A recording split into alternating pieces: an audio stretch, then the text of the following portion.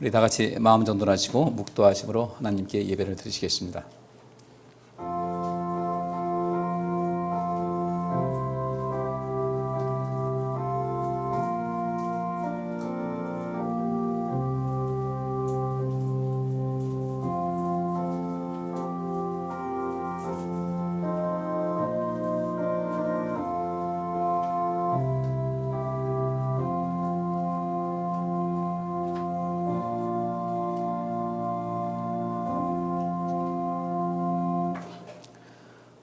환난 날에 여호와께서 내게 응답하시고 야곱의 하나님의 이름이 너를 높이 드시며 성소에서 너를 도와주시고 시온에서 너를 붙드시며 내 모든 소재를 기억하시며 내 번제를 받으시기를 원하노라. 아멘. 좋으신 아버지 하나님, 오늘도 저희들에게 주님의 날 허락하시면 감사합니다. 주님의 날 잊지 않고 또 오늘 맥주감사주일로 주 앞에 예배를 드리면서 우리 하나님의 이름을 높이고 하나님을 찬양하며 하나님께 온 마음과 힘을 다하여 예배하오니 이렇게 예배하는 우리 모두를 받아주시고 우리를 통해서 영광 받아 주시옵시며 우리에게 복과 은혜를 더하여 주옵소서. 우리의 삶의 모든 사정과 형편을 아시는 주님께서 우리 성도님들 필요한 모든 것을 때를 따라 채워주시기를 원합니다. 우리는 또한 이렇게 모든 것을 주시는 우리 하나님께 더 감사하며 믿음으로 주 앞에 나가는 참 믿음의 사람들이 될 수 있기를 원합니다. 이 시간 이 모든 것이 만족되어 하나님을 기쁘시게 하며 우리에게도 하나님의 그 크신 기쁨이 가득할 수 있도록 도와주시옵소서. 병약한 성도들에게 건강과 강함을 더하여 주옵시고 또 외국에 있는 교우들, 우리 군에 있는 형제들께도 또 주께서 지켜 보호하여 주시옵소서. 예배를 돕고 참여하는 우리 성도님들 머리 위에 복 내려 주옵소서. 예배의 시종을 주께 의탁하옵고 예수 그리스도 이름으로 기도하옵나이다. 아멘. 하나님 말씀 마태복음 6장 13절 말씀입니다. 우리 같이 봉독하겠습니다. 우리를 시험에 들게 하지 마옵시고 다만 악에서 구하옵소서. 나라와 권세와 영광이 아버지께 영원히 있사옵나이다. 아멘. 반갑습니다. 또 건강한 모습으로 오늘 함께 예배할 수 있어서 감사드리고요. 오늘 맥주감사의 주일이지만 오늘 계속해서 우리가 이 주기도문에 대한 말씀을 좀 살펴봤기 때문에 감사에 대한 것은 여러분께 항상 생활 속에 실천하고 있는 것이고, 그래서 오늘 계속해서 이제 그 주기도문에서 말씀하고 있는 것을 같이 살피면서 은혜를 나누도록 하겠습니다. 우리가 뭔가를 안다는 것은 굉장히 좀 중요한 것인데요. 근데 우리 주변에는 그런 전문가가 있어요. 전문성 있는 사람들. 그래서 우리가 주변에 도움을 많이 받는 거죠. 우리가 의사들도 그렇고. 제가 한 1년 전부터 이렇게 아침에 눈을 뜨면은 이게 눈곱도 많이 끼고, 그 다음에 이게 눈을 씻고서 좀 미끈미끈해가지고 비누로 하기도 하고, 클렌징 크림으로 발라서 다 해도, 낮에도 자주 이렇게 눈이 침침하고, 이렇게 미끈미끈하고 그래서, 그냥 나이가 먹어서 이게 눈이 작아지면서 이게 그런가 보다 하고 있다가 좀 불편해가지고 병원을 갔어요. 안과 갔더니 그 병원에서 하는 말이 이게 알러지 때문에 그렇습니다. 그러면서 그 알러지가 생기면은 눈물이 이렇게 투명하고 이렇게 물과 같은 그런 것이 되는데 이 눈물이 이 콧물같이 찐득하게 나온다는 거예요. 그래서 이제 그 안구 건조증 같은 건 없는데 그 찐득한 것이 나오면서 이게 자꾸 이렇게 붙어가지고 그런 일이 있으니까 그럼 좀 치료해보라 하면서, 근데 이 알러지 반응이 그 종류가 한 20가지가 있다는 거예요. 그 검사를 아주 복잡하니까 약 한번 써보시고 그냥 웬만하면 그냥 지내보시라고. 그래서 참 사람 몸이 다 그런 것이구나. 그렇게 우리는 그냥 그래서 그런 거겠지 했는데 실제로 전문가들 보니까 그 전문가들은 원인을 다 알고 있더라고요. 그래서 제가 진작 와볼 걸 그랬다 싶은 생각이 들었는데, 우리는 이 인생을 살아. 그래서 옛말에 그런 말이 있어요. 병은 자랑하라는 말이 그래서 그런 것 같아요. 내가 이런다 할 때는 우리 늘 그러려니, 흔히 또 그렇지 않습니까? 나이 먹어서 그러려니 보통 그러잖아요. 나이 먹어서 허리 아프면 나이 먹어서 그렇지 소화가 안 돼 나이 먹어서 그렇지. 근데 그런 건 아닌 것 같아요. 좀 더 우리가 인생 행복하게 살기 위해서는 좀 더 우리 생활 속에 필요한 그냥 쓸데없는 잡다한 지식 말고 우리에게 필요한 그런 지식은 많이 받아들이면서 사는 것이 우리 인생에 도움이 되겠다 싶은데, 저는 이번에 주기도문을 이제 몇 주 동안 걸쳐서 같이 저도 연구하고 설교를 하면서 느낀 것이 참 그동안 뭐 알지 못했던, 제가 또 많이 안다고 했는데 알지 못했던 그런 내용이 여기 굉장히 많이 있더라고요. 지난주 월요일 날 학회가 있어서 제가 이제 설교하러 갔는데, 그날 마침 그 주기도문에 대해서 논문 쓴 사람이 그것을 발표하는 날이었어요. 그래서 제가 그걸 알고서 주기도문에 대해서 설교를 하려고 하다가 그 논문 발표를 하는데, 제가 또 주기도문 미리 설교할 때 그 얘기를 하는 것은 예의가 아닌 것 같아서 제가 또 다른 가수를 가지고 이제 설교를 하고, 그 논문 그 발표 마친 다음에 이제 그분하고 잠깐 대화를 나눴어요. 여자 목사님인데 연구를 굉장히 많이 했더라고요. 연구를 많이 했는데 또 거기에 좀 도움이 될 만한 그런 내용이 있어서 이제 몇 마디 얘기했더니 전화번호 좀 알려달라고 해서 이제 서로 이제 카톡으로 주고받니 받거니 이렇게 했는데, 저도 그분을 통해서 또 더 많은 것을 받게 된 거예요. 그 당시 주기도문을 주님께서 말씀하실 때 그 이스라엘 백성들을 이전부터 구약 시대부터 오는 어떤 기도문에 대한 어떤 역사라든지 전통이라든지 또 저도 그것을 또 볼 수 있었고, 또 그분은 또 말하기를 이게 분명히 이 주기도문은 우리 삶 속에서 실천해야 될 그런 내용인데, 단순하게 기도로 끝나는 것이 아니라 우리가 실제로 실천해야 될 그런 내용인데, 자기는 이 신약학을 전공하지 않았기 때문에 그분이 굉장히 약하다는 거예요.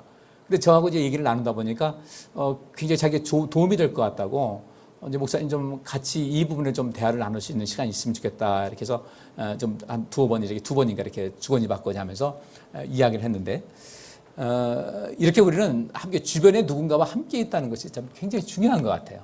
그리고 오늘 여기서 말하고 있는 이 주기도문에서 말하는 이 악이라는 개념은 지난번에도 말씀 봤는데, 이 포네로스라는 단어가 쓰여집니다.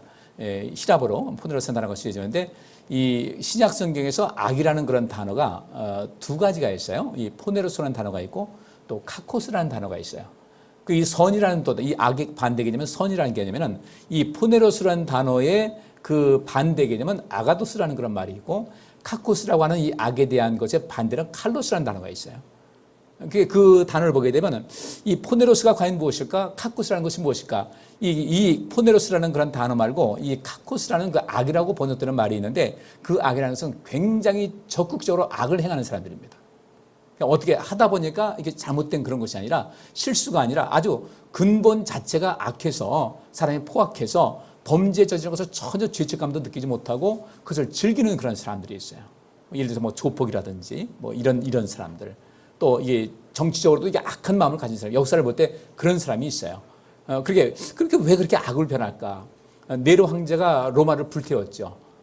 불태웠대. 그래 사실 그렇게 불태운 걸로 나오는데, 실제로 역사에서는 네로 황제가 그런 것은 아니라고 이야기를 합니다. 근데 네로는 그런 말을 했다는 거예요. 이 로마 좀 높은 데 올라가가지고 그 다닥다닥 붙은 이런 집을 보면은 답답해서 이 도시를 아름답게 제대로 좀 성성했으면 좋겠다는 그런 말을 자주 했는데, 그 우연찮게 로마에 불이 났는데, 그 불난 것이 그 당시에 우리 서울시라면 서울시에 3분의 1이 불탔다고 하니까 굉장히 큰 불이 난 거죠. 근데 그 말 한 것 때문에, 사실은 그게 아니고 파헤쳐 보니까 네로가 한 것은 아니었는데, 어떤 실화인데 실수적 불이 난 건데, 그런 말 한 것 때문에 네로가 한 것이 됩니다. 근데 이후에 네로가 정말 포악한 왕이 됐어요. 포악한 왕이 됐는데, 그 포악한 왕이 된 것이 무엇인가 봤더니, 이게 왕이 됐는데 엄마가 지나치게 섭정을 한 거예요. 나중에 엄마도 죽입니다. 자기 부인도 죽이고요. 새로 또 얻은 그 부인도 또 죽입니다. 굉장히 포악한 사람이 됐어요. 그러니까 아예 처음에 그 악을 했을 때, 뭔가 실수해서 어떤 잘못을 저질렀을 때 그것을 바로 정리했으면 좋은데, 이것이 그냥 내버려두니까 이 포네로스라는 이 단어가 더 나아가서 카코스라는 것으로 이어지게 되고, 역사에서 아주 불명예스러운 사람이 되는 거예요. 주기도문에서 악에서 구하소서라고 예수님께서 우리에게 이제 기도하라고 말씀하셨는데, 이 악이라는 것은 그 본래 아주 굉장히 포악하고 적극적으로 악을 행하는 그런 그 분위기는 아닙니다만은, 이건 역시 이 포네로스라는 이 악도 그냥 내버려두게 되면 점점 커져서 심각한 결과를 갖고 있게 되는 거예요. 그래서 여기서 예수님께서 악에서 구하소서라는 그런 말씀하셨을 때, 그 악이라는 것은 어떤 것인가? 우리가 어떤 여기 몸과 마음, 언어, 행동, 태도를 말하고 있는데, 우리의 그 어떤 마음이 있습니다. 어떤 마음가짐이 있어요. 우리의 마음속에 있는 것이 행동으로 나타나게 되고, 그것이 사람 보게 되고 듣게 되는 것이죠. 언어가 있어요. 어떤 사람은 언어를 참 따뜻하게 부드럽게 하는 사람이 있는가 하면, 언어가 아주 투박한 사람이 있어요. 굉장히 폭력적이고 공격적인 그런 사람이 있습니다. 행동 역시 마찬가지예요. 그러니까 이런 내 몸과 마음, 언어, 행동, 태도는 살아있는 사람이면 다 갖고 있는 이런 것인데, 내가 어떤 의도든지 그것이 처음에 시작할 땐 좋게 시작했든지 안 좋게 시작했든지 그 마지막 효과, 결과 또는 영향에 있어서 자기에게도 다른 사람에게도 아프고 악하고 불행하고 병들게 되고 불운하고 비난받을 만하고 버려지게 되고 악독하고 유기되고 죄가 되고 나쁘고 불쾌하고 슬프고 해롭고 간악한 결과를 가져오게 된다. 그런 영향을 끼쳤다고 할 때는 이것이 악이라는 겁니다. 오늘 이 주기도문에서 말하고 있는 그 악은 그거예요. 어떤 사람은 이런 뭐 효과나 영향 신경 없이 그냥 거의 반사적으로 폭력을 행사하는 그런 사람이 있어요. 어느 기사 보니까 어느 대학 교수가 차에서 전화를 하고 있었는데, 그때 이제 누가 항의를 했다는 거예요. 좀 절제합시다. 그랬더니 거기서 시비가 붙었는데 이 교수라는 사람이 들고 있던 이 핸드폰 가지고 그 사람 머리를 찍어내린 거예요. 그래서 이게 찢어져가지고 몇 번을 꿰맸어요. 자기는 우발적이라고 했는데 대학 교수라는 것 때문에 오히려 그가 더 문제가 돼서 검찰에 송치가 됐어요. 사람은 인생을 살다가 어떤 것에 한 일시적이든지 또 단회적으로 어떤 실수를 저질 때가 있어요. 이 말씀을 제가 준비해서 보니까 이 악에 대한 개념에서 자유로운 사람은 단 한 명도 없더라고요. 저 자신도 마찬가지고. 그래서 예수님께서 이것이 보편적이고 일반적인 현상이기 때문에 악에서 구해달라고 하나님께 기도하러 간 거예요. 그리고 우리가 어떤 행동을 합니다. 어떤 말을 합니다. 근데 그 말한 것이 또는 행동한 것이 그냥 크게 의도되지 않은 것이었는데도 불구하고 상대방에게 상처를 줬다든지 아픔을 줬다. 이것도 역시 악의 개념에 들어간다는 거예요. 굉장히 악의 개념이 좀 크죠. 또 이 성경에서 이 신약 성경에서 죄라는 개념은 관역을 맞추지 못했다라는 하마르티아라는 단어가 쓰여집니다. 이 하마르티아는 관역을 맞추지 못했다. 이게 관역을 맞추지 못한 것이 죄예요. 성경은 굉장히 아주 치밀하면서도 또 그것이 굉장히 광범위해요. 그러면서도 그 가운데서도 우리를 용서하시는 하나님의 사랑은 그 모든 것을 덮을 수 있는 것이 있어요. 그럼 어떻게 하면 하나님께로부터 용서를 받을 수 있는가? 관역을 맞추지 못해서 죄를 저질 때가 있어요. 여기 있는 대로 우리가 의도적이지 않게 상대방을 해롭게 하고 상처를 주고 아픔을 주고 할 그런 때가 있어요. 근데 이런 모든 것은 그 다음에 이것이 내가 잘못된 것이구나 하고서 바로 그것을 되돌리려 하는 그런 노력이 있으면요, 이 사람은 더욱더 뛰어난 사람이 되고 하나님께로부터 또 책망받지 않습니다. 근데 이것을 계속 놔두게 되면 점점 더 문제가 생긴다는 거예요. 그런 말이 있죠. 듣는 길은 천년 가고 말하는 입은 3일 간다. 그런 말이 있어요. 듣는 길은 천년 간다. 근데 말하는 입은 3일 간다는 거예요. 어떤 사람 말을 툭 내던집니다. 근데 말한 사람은 몰라요. 상처받은 사람은 오래 가요. 그죠? 그렇기 때문에 여기서 예수님께서 말씀하신 악에서 구하소서라는 그 개념은 어떤 것이냐면 바로 그겁니다. 이겁니다. 하나님, 우리가 이 세상을 살아가면서 마음 씀씀이라든지 우리의 언어라든지 행동이라든지 이 태도를 통해서 누군가의 삶에는 유익이 되고 선한 열매로 맺히게 하되, 절대로 이것이 누군가를 비참하게 만들고 누군가의 마음에 불쾌함을 주고 누군가에 해롭게 되고 누군가를 아프게 하고 누군가를 불행하게 하고 하는, 이 슬프게 하는 이런 일은 절대로 하지 않을 수 있도록 우리를 도와주시고, 우리도 그런 모든 그렇게 살도록 힘을 다하겠사오니 우리를 도와주소서라는 것이 바로 그 내용이에요. 그러니까 우리가 악에서 구하는 수사니까 뭐 어떤 이 사단을 통해서 우리가 보호받는 거, 물론 그것도 포함이 됩니다만은 이 생활, 우리 일상 생활 속에서의 문제인 거예요. 사단에게 시험받고 있는 걸 우리가 잘 인식하지 못해요. 근데 우리가 인생을 살아가면서 우리는 많은 말을 합니다. 여러 가지 행동도 합니다. 어떤 태도, 자세 이런 것 같습니다. 생각도 많이 합니다. 근데 그런 모든 것이 결과가 내가 뭐 생각을 하든 어떤 감정적인 어떤 그 느낌을 갖고 있던 말을 하든 행동을 하든 어떤 태도를 갖고 있든 간에 이 모든 것이 누군가에게 덕이 되고 유익이 되고 기쁨이 되고 또 다른 사람들에게 비난받는 것이 아니라 정말 높임받을 수 있고 존경받을 수 있는 그런 모습이 돼야 이것이 자기에게도 유익되고 누군가에게도 유익되고 하나님께서 기뻐하실 그런 상황이 되는 것인데, 만약에 그렇지 않다고 할 때는 이것이 전부 다 악의 개념으로 해서 우리가 책임을 져야 된다는 거예요. 자, 오늘 이에 대한 말씀을 성경을 좀 몇 군데 찾아보면서 아마 살펴보겠습니다. 저는 이 말씀을 준비하면서 또 이 말씀을 아까 일부에도 설교하면서 봤을 때 저도 자유롭지가 못해요. 저도요. 사람이 이성보다는 항상 감성에 많이 치우치는 그런 존재거든요. 이 감성에 많이 치우치는 거기 때문에 이것이 아니라는 것을 알면서도 자꾸 감성에 치우쳐서 행동을 하고 말하고 그렇게 해요. 그래서 성경에서 이제 성령의 열매에서 절제의 열매가 나온 것은 바로 그겁니다. 셀프 컨트롤, 자기 통제 능력. 우리를 계속해서 이성보다 감성이 앞설로 갈 그때에 그 성령의 은사로 말미암아 내 감정을 통제할 수 있고, 그래서 좀 더 이성적으로 생각하고 판단하고 행동할 수 있는 그런 은사가 성령의 은사거든요. 그래, 하나님께서 그것이 성령의 열매라고 한다면 하나님께서는 우리를 그렇게 살길 바라시겠죠. 우리 많이 흔들릴 때 있어요. 속상할 때 있어요. 그런 가운데서도 어쨌든 간에 좋은 선한 열매를 맺을 수 있도록 하는 그런 삶이 우리에게 꼭 필요한 것인데, 이 부분을 우리가 한번 살펴보시면서 우리를 좀 돌아보시면서 그러면 이거 어떻게 해야 될 것인가, 어떻게 해야 누군가에게 아프게 하는 것이 아니라 누군가를 치료해 주고, 또 악하게 하는 것이 아니라 선한 영향을 주고, 불행하게 하는 것이 아니라 행복하게 하고, 병들게 하는 것이 아니라 낫게 하고, 불운하게 하는 것이 아니라 나는 참 아주 행운이 넘치는 사람이다, 난 럭키하다, 이거예요.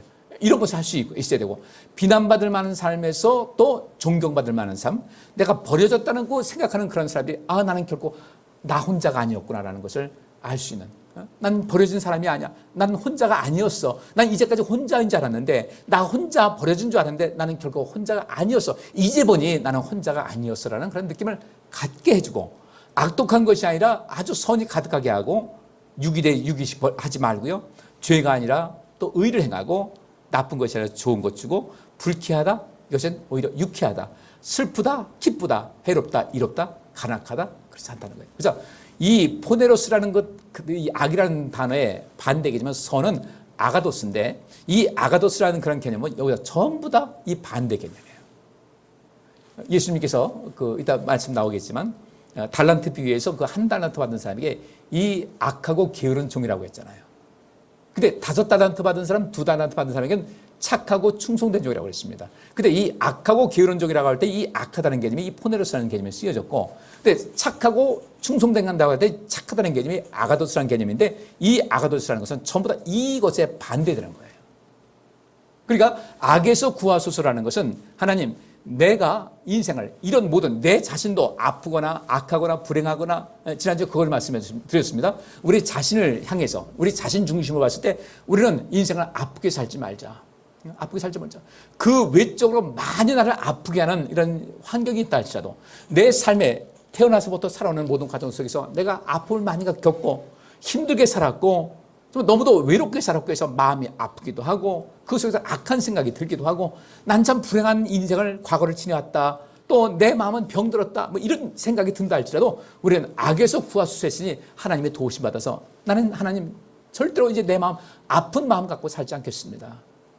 내가 이제 이 마음을, 따뜻한 마음을 가지고, 내가 비록 그 많은 고생을 했지만 그것을 바탕으로 해서 지금 여기서 아파하는 사람들을 도와서 그들을 아프지 않게 했으면 좋겠습니다 라는 이런 것을 말씀을 드렸어요. 이것을 우리 지난주에 이 똑같은 본문 가지고는 우리 자신에 대해서 우리가 이렇게 살지 말고 이 반대의 선한 개념을 살자. 근데 오늘은 우리의 인생을 살아가는데 나로 인해서 나의 어떤 행동이라든지 언어라든지 마음 씀씀이라든지 이런 것을 통해서 누군가를 아프게 하고, 누군가를 불행함을 느끼게 하고, 불쾌하게 하고, 슬프게 하고, 해롭게 했다면, 이제는 이 속에서 벗어나서 이제부터는 착하고 좋은 열매를 맺으면서 살아서 누군가의 삶에 기쁨을 주자. 여기에 제가 초점을 맞췄습니다. 성경 오늘 나오는 내용 보면 그런 것에 대한 내용인데, 한번 여러분께서 좀 말씀 보시면서 좀 우리 자신을 좀 더 새롭게 할 수 있는 그런 귀한 계기가 될 수 있기를 원합니다. 근데 악에서 구하소서 했는데, 이 구한다는 것이 후리오마이라는 이 단어가 쓰여졌는데, 누군가를 위해서, 누군가의 삶에 행복을 주기 위해서 돌진하다. 돌진해서 그들을 구출을 하고 그들을 해방시키고 그들을 구해낸다.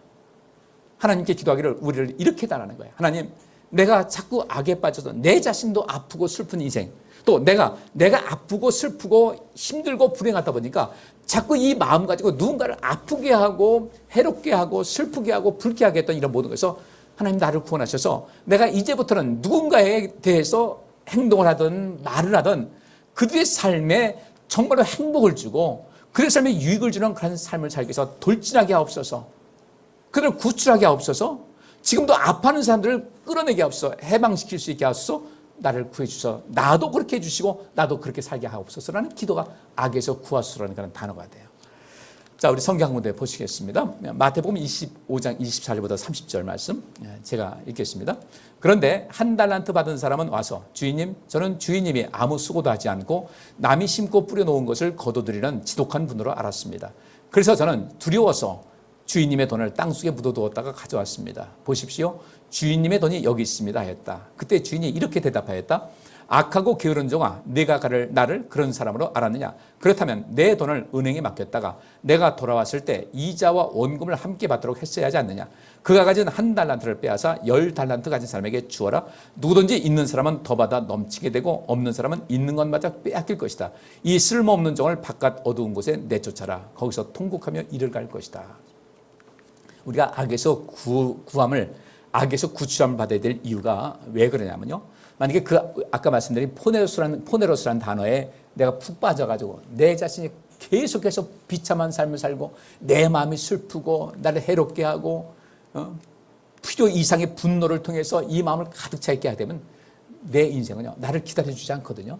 계속 시간 흘러갑니다. 시간은 절대로 나를 기다려주지 않아요. 그럼 그 시간 속, 그 세월 속에 나는 매일매일 불행하게 인생 살아가는 거예요. 세월 아깝지 않으세요? 우리에게 주어진 기회 그렇게 아무렇게나 내던지면 안 되지 않겠어요? 근데 여기 있는 대로 이 악하고 게으른 종이라고 칭함받는 이 사람은 쓸모없는 종이라고 이야기됐습니다. 그러면 누군가에게 아픔을 주고 상처를 주고 해롭게 하고 슬프게 하고 이렇게 한 사람, 이 세상에 가는 그를 쓸모있는 사람이라 할 수 있을까? 누군가의 삶에 그 상처를 보다듬어주고 위로해주고 희망을 주고 또 용기를 주고 필요한 것을 채워줘서 어떤 한 사람이 그 지쳐서 쓰러진 그 사람을 일으켜 세우는 그런 인생이야말로 이 사람은 쓸모이 있는 인생 아니겠어요?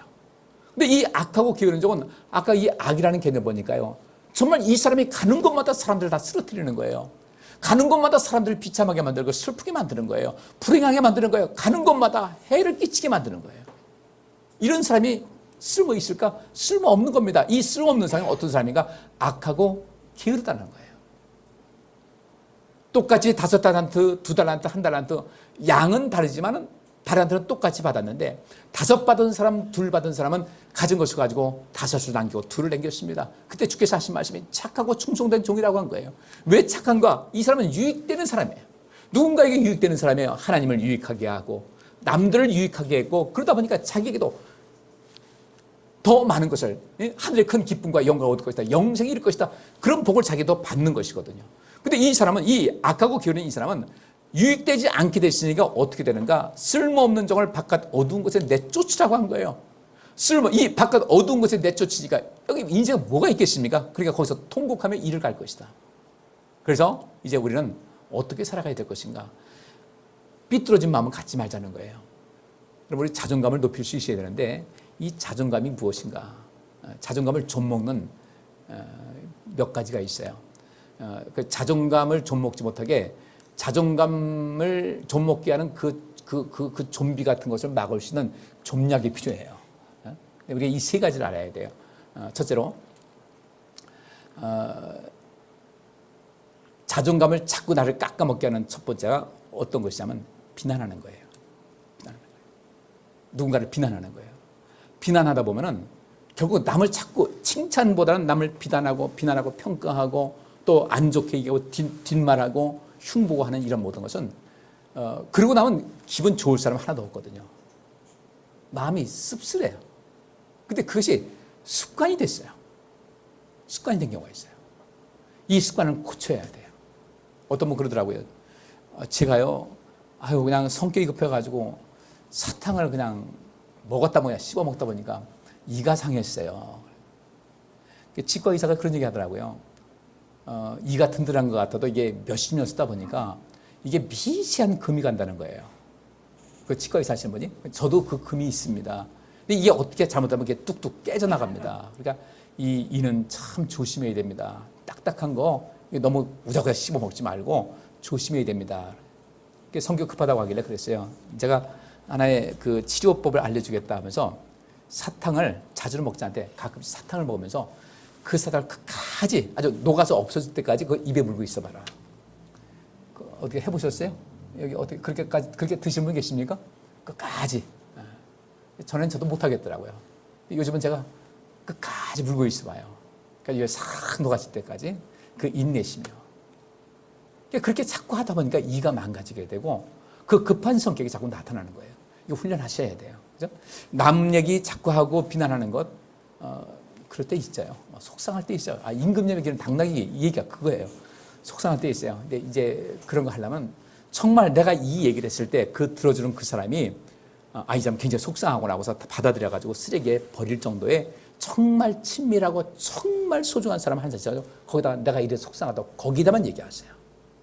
자꾸 여기저기 하지 말고. 우리 예수 믿는 사람들이 참 특징이 하나 있는데 식당에서도 그렇고 지하철에서도 그렇고 왜 그렇게 교회 얘기를 많이 하는지 모르겠어요. 누가 어떻고 누가 있잖아요. 그 권사님 있잖아. 나 꼴 보기 싫어 죽겠어. 차라리 아줌마 하면서 하지. 권사님, 집사님, 목사님. 아이고. 우리 저 수련회 가끔 이제 요즘 못 가지만 수련회 가보면 세상에 권사님 그러면요. 돌아보는 사람이 절반이 돌아봐. 거기 있는 사람 절반이 돌아봐. 목사님 하면 또 그렇게 많이 바라봐요. 식당 가서 사람 많은 데서 절대 그런 얘기 하지 마세요. 그 습관돼요. 습관되다 보니까 주변의 사람들이 듣는지 않는지도 모르고 그냥 막 나와요. 흥분되게 더 크게 말해요. 한번 식당 갔더니 어떤 분이 모임해가지고 그렇게 막 외치더라고요. 근데 분위기를 딱 보니까요. 분위기가 싸하면서 거기 앉은 모든 분들이 밥만 먹으면서 경청하고 있는 거예요. 얼마나 부끄러워요. 그러면서 내 그 영혼을 좀먹습니다. 자기 자존감이 낮아져요.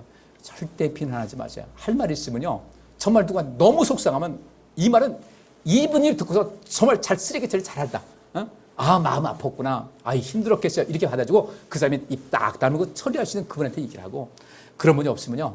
집에 이렇게 가서 아무도 없을 때 있잖아요. 그때 인형 하나 갖다 뒀든지 이거 이제 그 누구라고 생각하고서 대화하는 사람이 있잖아. 내가 그 인간 말이야. 나 속상해 죽겠어. 혼자서 하세요. 그다지 찾으면 재미없으면 그만두겠죠. 남을 비난하는 것이 우리의 자존감을 심각하게 깎아먹습니다. 두 번째, 다 B자로 돌림으로 가요. 두 번째, 비교. 남하고 비교하는 거예요. 남의 밥그릇이 커 보인다고 그러죠. 절대 비교하지 마세요. 여러분 자신만의 인생을 살아가세요. 하나님께서 나에게 독특한 어떤 것을 주셨어요. 그거 찾아가면서 그거 강화시키면서 인생을 살아가세요. 남 비교하지 마세요. 저도 머리가 무성했으면 참 좋겠어요. 근데 이걸 내 마음대로 안 되잖아요. 그죠? 안 돼요. 그래서 난 대머리인 사람이 많은 줄 알았더니 사실 많지 않더라고. 많지 않은데 장점이 있어요. 사람들이 저를 잘 기억해요. 머리 벗어지니까요. 한 번만 딱 알아. 그러니까 제가 지난주에도 월요일날 설교를 했는데 마스크 다 쓰고 했거든요. 쓰고 했는데 사람들이 다 알아봐요. 오더니 오늘 은혜 받았습니다. 반갑습니다. 이렇게 하는데 내가 만약에 머리가 무성해가지고 했다면 별로 못 알아볼 거예요. 누가 누군지. 머리 벗으니까 기가 막히게 알아봐요. 다 장점이 있어요. 좋은 걸 생각하면서 사시고 절대로 비교하지 마세요. 그냥 우리 찬수가 495장 있잖아요. 내가 사는 곳이 초막이나 빈들이나 그 어디나 내 주에서 모신 것이 하늘나라라 생각하고 그렇게 인생을 사시면서 살다 보면요. 하나님께서 필요한 것은 때를 따라서 채워주실 줄 믿습니다. 비교하지 마세요. 비교하지 말고 또 뭐 하지 말라고 했어요? 비난하지 말아라. 그다음에 세 번째가 비약하지 말아요. 어떤 사실을 사람들은 그렇습니다. 비약을 시킵니다. 비약이 아닙니다. 비약이에요. 이랬을 거야. 분명히 내가 보니까 딱 이랬을 거야, 저 사람. 나를 괜히 미워하는 것 같아. 나를 싫어하는 것 같아.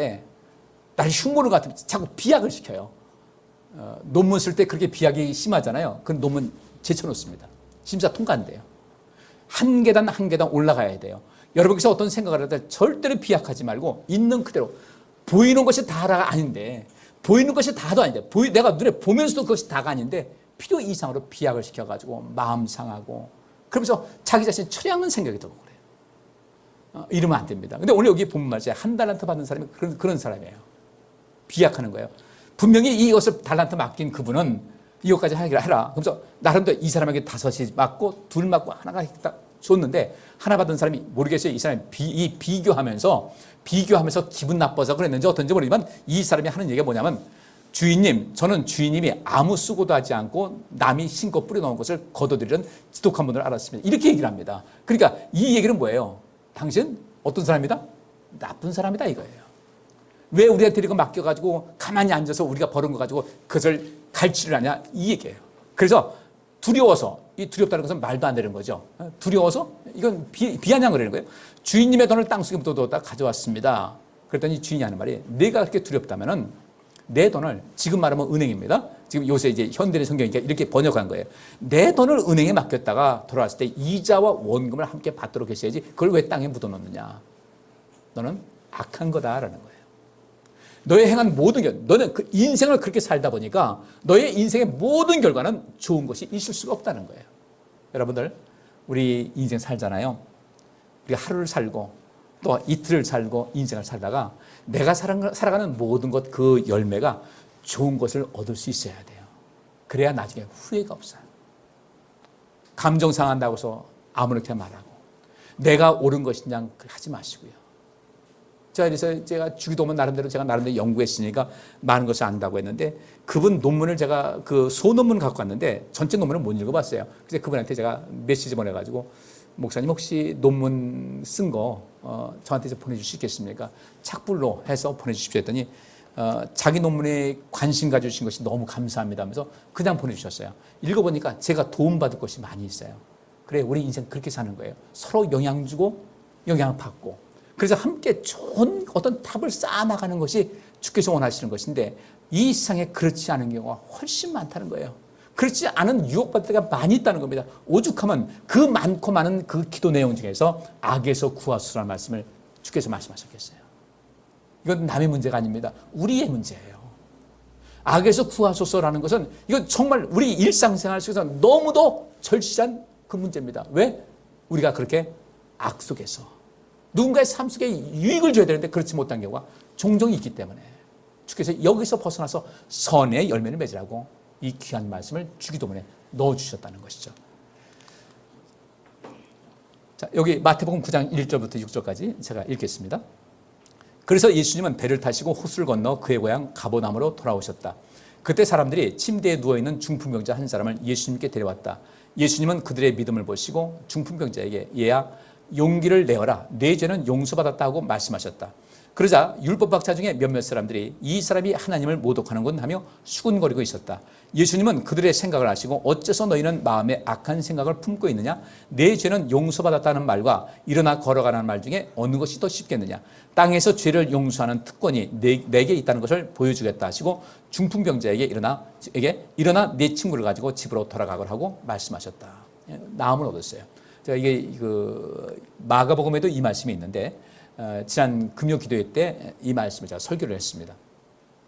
예수님께서 이 가버나움에서 주로 활동을 하셨어요. 가버나움은 갈릴리 바다 그 북쪽, 북단, 거기 있는 그 북단 쪽에 있는 그곳인데, 거기서 이제 복음을 증거하시다가 제자들과 함께 이제 여기만 있지 말고 다른 데로 가자 하면서 갈릴리 바다, 뭐 호수 같은 것인데 그 주변 해변을 쭉 따라다니면서 계속해서 복음을 전하시다가 이제 어느 때가 돼가지고 배를 타시고 건너와서 그 가버나움으로 돌아오셨어요. 근데 그때 사람들이 굉장히 많이 모였습니다. 예수님께서 다시 돌아오셨다는 말을 듣고 굉장히 많은 사람들이 모여 있었는데 도무지 운신할 수 없을 정도로 많이 모여 있어요.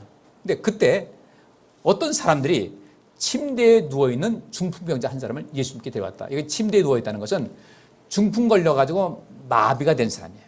이 마비가 돼서 움직이지 못하는 이 사람을 사람들이 데려왔어요. 이 사람을 데리고 그 들것에는 4명이 있었겠죠. 4명인데 이 사람이 지붕에 올라가서 사람이 들어갈 수 없으니까 지붕을 뜯고 이 사람을 내려놨고, 근데 이 4사람 말고 또 다른 사람들도 이 중풍병자 한 사람 때문에 같이 온 거예요. 예수님께서 감동을 하셨어요. 야, 이들 모습이 너무 아름답다. 이 고통 가운데 있는 이 한 사람을 고침받게 하기 위해서 예수님께 데려오는데 이들이 같이 동원해서 왔을 때 주님께서 너무 감동하신 거예요. 이 중풍병자는 어떻게 했어요? 자기 혼자 거동할 수 없는 이런 상태인데 사람들이 모여서 예수님께서 저기 오셨다는데 우리가 데리고 갈 테니까 거기 가자. 얼마나 고마웠겠어요. 그렇지 않아도 몸 아프면 외롭고 슬프고 그런 거대. 그런 이런 상황 속에서 이 사람이 느낀 것이 뭐겠습니까? 아, 나는 혼자가 아니었다는 거죠. 내 주변에 이렇게 좋은 사람이 있다는 거. 우리 교회 공동체가 무엇입니까? 우리 교회에서는 그 어느 누구도 나는 혼자야, 나는 교회 가도 아무도 없어, 나는 외로워, 가도 의미가 없어, 이런 마음이 들지 않도록 우리 성도님께서 서로가 서로에게 관심을 갖는 거, 이것이 선인 줄 믿습니다.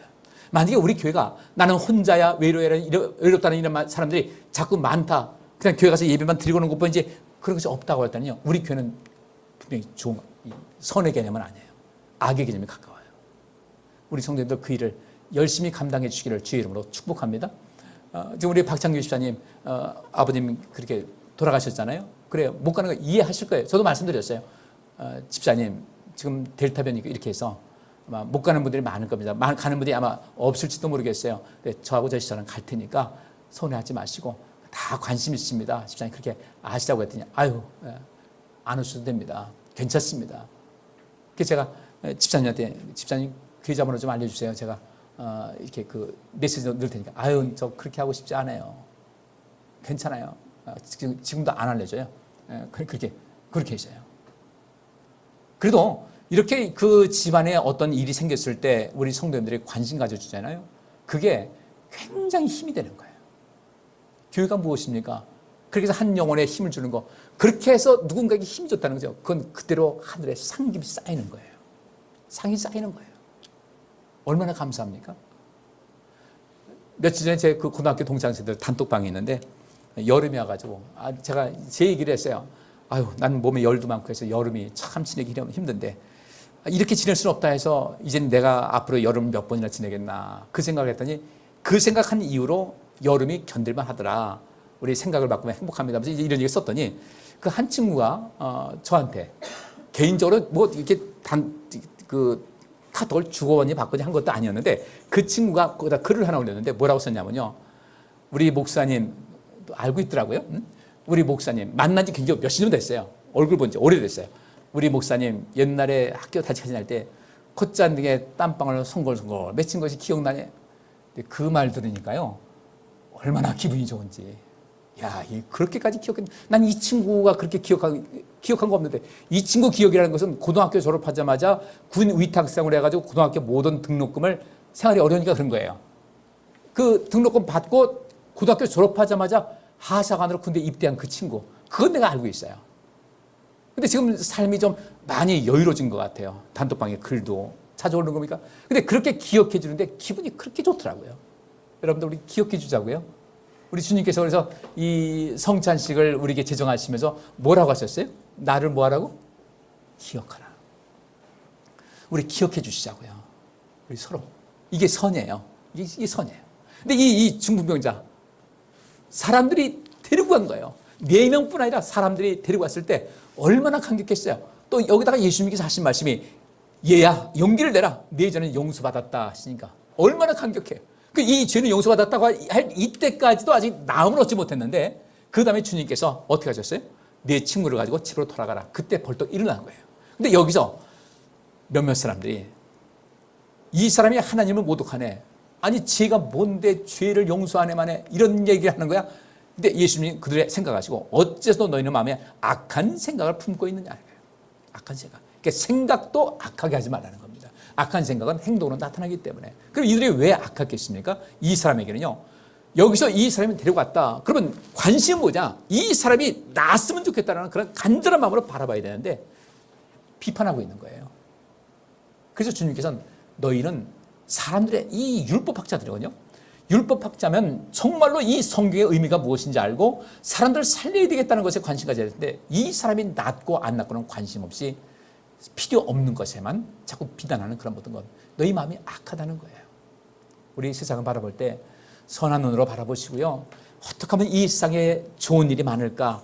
선한 것 가득할까? 잘못된 것은 우리가 잘못됐다고 말은 할 수 있어야 되지만은 그것이 그 선을 절대로 넘지 말고 그리고 우리가 이 세상에 이 잘못된 것은 잘못됐다고 이야기를 할 수 있어야 이 세상이 바로 돌아가는 것이거든요. 내버리면 두면 안 되는 거예요. 우리 속에 악한 생각이 들을 수 있어요. 그런 생각 없어요? 한 번도 안 했어요? 네? 아까 말씀드린 포네로스 이렇게 그거에 대한 것은 한 적 없어요? 우리가 어떤 일을 하려고 했는데 결과가 잘못될 수 있잖아요. 이런 일 많이 겪거든요. 우리가 당사자예요. 여기서 우리가 용서함 받으려면 우리 마음속에 새로운 그 생각을 가져야 되겠다. 선한 것에 우리가 좋은 열매를 맺는 것에 관심 가져야 되겠다. 이 일에 힘쓸 수 있는 여러분들 되시기를 바랍니다. 시간이 좀 지날 것 같아서 이건 좀 넘어가겠습니다. 네. 로마서 14장 16절부터 22절. 근데 오늘 이 악에서 구하소서라는 그런 말씀에 대해서 아주 자세하게 사례를 이야기하면서 자기 이야기를 하면서 그에 대한 교훈을 한 사람이 바울이었어요. 로마서 14장 여기 제가 읽겠습니다. 그러므로 여러분이 옳다고 생각하는 것이 비난의 대상이 되지 않게 하십시오. 하나님의 나라는 먹고 마시는 것이 아니라 성령님 안에서 누리는 의와 평화와 기쁨입니다. 이 얘기를 왜 하냐면 그 우상의 제단에 놨던 그 제물을 먹어야 되느냐 말아야 되느냐, 이 음식 문제 때문에 굉장히 말이 많았어요. 자, 율법에는 돼지고기 먹으라고 그랬어요, 말라고 그랬어요? 율법에 먹어야 돼 말아야 돼? 안 되죠. 그래서 이 아랍 사람들은 지금도 돼지고기 안 먹습니다. 근데 이 돼지고기 우리 먹잖아요. 우리 율법을 어겼어요? 우리는 그 율법의 개념은요, 핵심은 그겁니다. 하나님께서 우리를 아끼셔서 주는 말씀이에요. 우리를 아끼고 우리를 복되게 하시고라는 그런 뜻이 그 율법에 담겨 있습니다. 성경에서 이 율법에서 먹지 말라는 음식을 보니까 그 당시 냉장고도 없어요. 그 다음에 모든 그 기후 자체가 여러 가지 문제가 있어요. 근데 보면은 쉽게 상하는 음식이 있어요. 등푸른 생선, 쉽게 말하면 비늘이 없는 생선은요 쉽게 상해요. 그죠? 잘 아시죠? 돼지고기 소고기 비교할 때 돼지고기 쉽게 상해요. 그때는 이 위생의 관념에서 봤을 때 이것을 먹어서 탈날 수 있는 그런 것이 있기 때문에 주님께서는 그것을 먹지 말라. 다른 거 먹을 거 많이 있으니까 이것은 먹지 말라고 하신 거예요. 근데 세월이 지났습니다. 환경이 바뀌었어요. 이제 그것을 잘 관리하시는 그런 모습이 됐어요. 그러면 그것을 먹어도 됩니다. 먹는 것이 문제되지는 않아요. 뒤에도 한번 말씀 보면 나오겠는데, 근데 여기서 이 유대인들이 이방인들로서 예수 믿는 사람들이 왔을 때 자꾸 율법에 있는 것을 가지고 먹는 걸 가지고 자꾸 책을 하는 거예요. 잘 됐네, 안에 먹지 마라. 근데 바울은 그렇게 합니다. 마음이 약하고 믿음이 약해서 먹지 말아야 될 것은 먹고 먹을 것을 안 먹는 이런 것을 판단하지 말자는 거예요. 그러니까 여러분이 이것은 먹어야 된다 하는 여러분 개인적인 생각이 옳다고 생각하는 것이 다 통하는 것이 아니니까 여러분이 옳다고 생각하는 것이 비난의 대상이 되지 않게 하십시오. 아까 그 포네로스 한 말에 비난받을 만한 이라는 뜻이 있죠. 그런 뜻이 있었죠. 필요 이상으로 행동해서 말을 해서 비난 대상이 되지 말아라. 남들한테 비난받는 것도 이거 악의 개념이 들어간다는 겁니다. 잘못한 거예요. 옳다고 생각하는 것이 비난의 대상이 되지 않게 하라. 하나님 나라는 이 먹고 마시는 것 때문에 티격태격 할 것이 아니라는 거죠. 하나님 나라는 먹고 마시는 것이 중요한 것이 아니라 성령님 안에서 누리는 의와 평화와 기쁨입니다. 그래서 이런 것으로 그리스도를 섬기는 사람은 하나님을 기쁘게 해드릴 뿐 아니라 사람들에도 인정을 받습니다. 그러므로 화목하고 서로 덕을 세우는 일에 힘씁시다. 음식 문제를 가지고 하나님의 일을 망쳐놓지 마십시오. 음식은 다 좋은 것이지만 어떤 음식을 먹어서 다른 사람을 죄짓게 한다면 그것은 나쁜 것입니다. 음식은 다 좋은 거예요. 근데 어떤 음식을 먹어서 그 음식이 뭐예요? 그래서 우상 앞에 나왔던 그 재물을 먹어서 다른 사람 마음을 실족해 한다면 그것이 나쁜 것이니까 우리는 모든 것을 먹을 수 있는 이런 자유한 우리가 적어도 나는 괜찮지만 다른 사람들 봤을 때 덕을 끼치는 것에 모든 초점 맞춰서 먹든지 말든지 그것을 해야 됩니다. 그래서 이 바울이 하는 얘기가 뭐라고 그래요? 여러분이 먹든지 마시든지 살든지 죽든지 하나님의 영광을 위해서 하라는 이유가 여기 있는 거예요. 무엇을 먹느냐 안 먹느냐 의미가 없다는 겁니다. 그래서 그 다음에 고린도전서에도 이런 말씀이 있어요. 고린도전서 8장 말씀인데, 그러나 음식은 우리와 하나님과의 관계에 전혀 영향을 미치지 않습니다.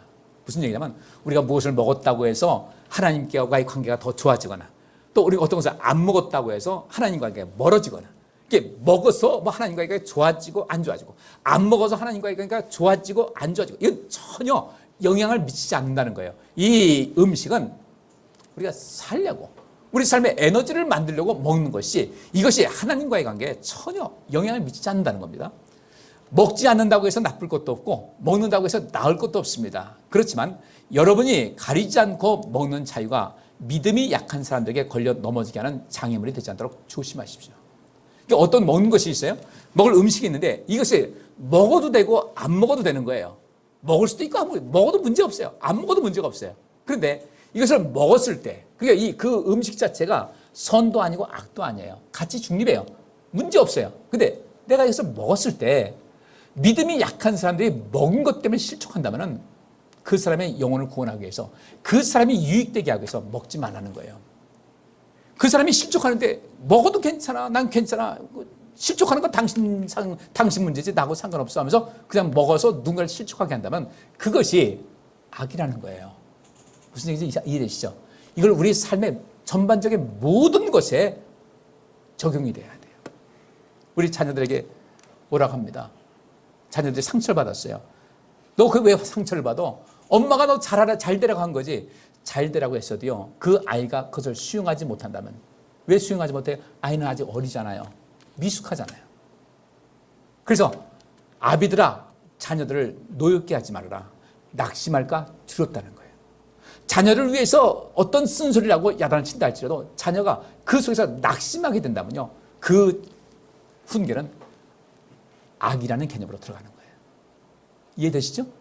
우리가 얼마만큼 말을 조심해야 되고 행동을 조심해야 되고 생각을 많이 해야 되고 감정처리를 잘해야 될 이유가 거기 있어요.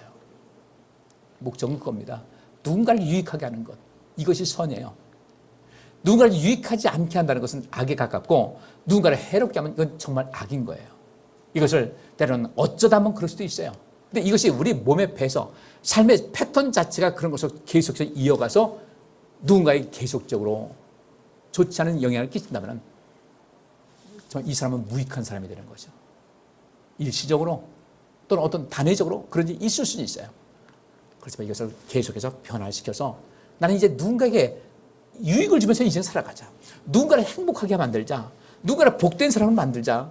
제가 계속해서 예배 때마다 강조하는 것입니다. 그것이 하나님 나라를 구하는 것이고 그것이 하나님의 의를 구하는 것이거든요. 여기 있는 대로 바울이 하는 얘기가 겁니다. 여러분이 가리지 않고 먹는 자유. 그래요. 아무거나 먹을 수 있는 자유. 바울도 있었어요. 그런데 이것이 믿음이 약한 사람들에게 걸려 넘어지게 하는 장애물이 된다면 여러분, 악을 행하는 겁니다. 라는 거예요. 악에서 사람들을 구해야지. 왜 내가 자유하다고 해서 저 사람을 실족하게 하면 그 사람은 악에서 구해야 될 텐데 그 사람은 악에 빠지게 한 거 아닙니까? 이거예요. 우리는 악에서 구하소서라는 그런 개념. 마찬가지로 우리는 누군가를 악에서 구할 수 있어야 돼요. 왜? 남에게 대접받기를 원한다면 남을 대접하라고 했으니까 우리가 악에서 구해지기를 바라고 하나님께 기도한다면 우리는 누군가 나 때문에 실족하거나 나 때문에 이 슬프거나 괴로운 일이 없도록 하는 것이 마땅히 우리가 해야 될 일이라는 거죠. 10절에 지식이 있다는 여러분이 우상의 신당에 앉아먹는 것을 믿음이 약한 사람이 본다면 그의 양심이 담력을 얻어 그도 우상의 제물을 먹지 않겠습니까? 바울은 그겁니다. 우상은 없다는 거예요. 하나님 외에 다른 신은 없어요. 그리고 믿으세요?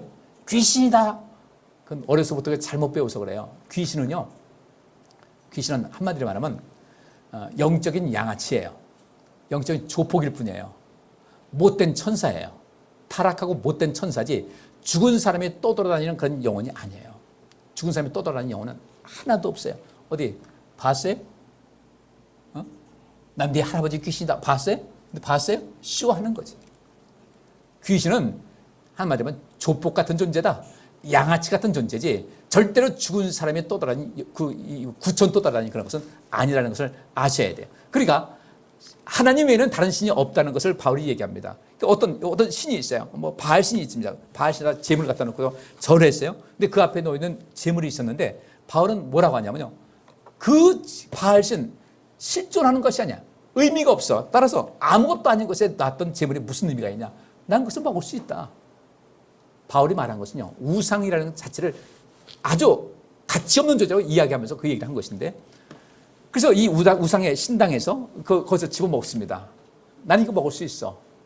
난 이것을 먹을 수 있어. 이 우상 아무것도 아니야.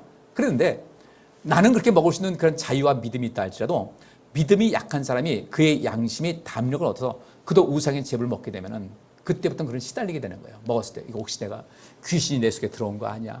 네? 여러분 가끔 그런 거 생각하는 사람이 있어요. 거기 갔던 게 괜히 으시시하고 막 이상하고 막 밤에 잠도 안 오고 가끔 그런 말을 하는 사람이 있어요. 그렇게 마음이 약해져서 자꾸 이 사람이 아파지는 거예요. 그렇게 하지 말라는 거죠. 그렇게 되면 여러분의 지식 때문에 믿음이 약한 그 사람은 망하게 됩니다. 영혼이 상하게 돼요. 그리스도께서는 그 형제를 위해서도 죽으셨습니다. 이와 같이 여러분이 형제들에게 죄를 짓고 그들의 약한 양심을 상하게 하는 것은 그리스도에게 죄를 짓는 것입니다. 마음 약하게 하고 양심을 상하게 하는 거. 그래서 바울이 이렇게 얘기합니다. 그러므로 음식이 내 형제를 죄 짓게 한다면 나는 내 형제를 죄에 빠뜨리지 않게 하기 위해서 다시는 재물을 먹지 않겠습니다. 이것이 선입니다. 바울은 이 일을 통해 이것을 하면서 하나님께도 악에서 구하소서 하지만 바울은 믿음이 연약한 사람들 악에서 인생의 나쁜 어떤 결과 때문에 인생을 힘들게 하고 병들게 하고 불쾌한 데서 그들을 머물게 하지 않도록 하기 위해서 바울은 어떻게 하는가? 끊임없이 일을 하는 거예요. 그들의 영혼을 위해서, 그들의 영혼을 살리기 위해서 무지하게 애쓰고 살아간 거예요. 그들의 유익을 주기 위해서요. 이것이 주께서 말씀하신 악에서 구하소서라는 그런 개념이 되는 겁니다. 이해되세요? 네? 이 주기도문에 대해서 좀 더 의미를 좀 되살려 보시면서 단순히 악에서 구하소서 하니까 이 귀신들에게서 나를 구하소서 그런 개념이 그것을 초월하는 그야말로 우리 삶의 현장에서 얼마든지 느낄 수가 있고 범할 수 있고 또 은혜를 입을 수 있는 그런 일반적인 그런 모습이다.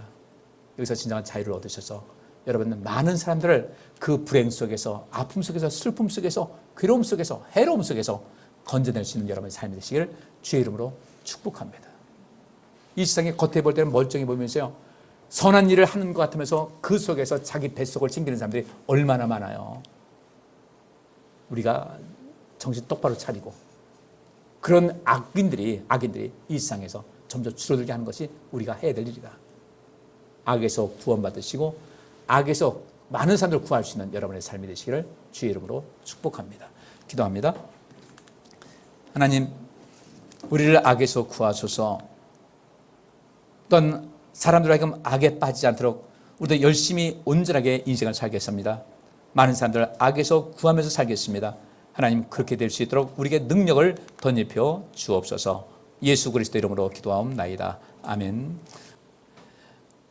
주께서 여기 모인 모든 성도들과 그의 가정과 그와 관련된 모든 일에 복을 주시고 지켜주시며 따뜻하게 대해주시고 은혜를 베푸시며 사랑스러운 눈으로 바라보시어 모두에게 평안을 주시기를 원하노라.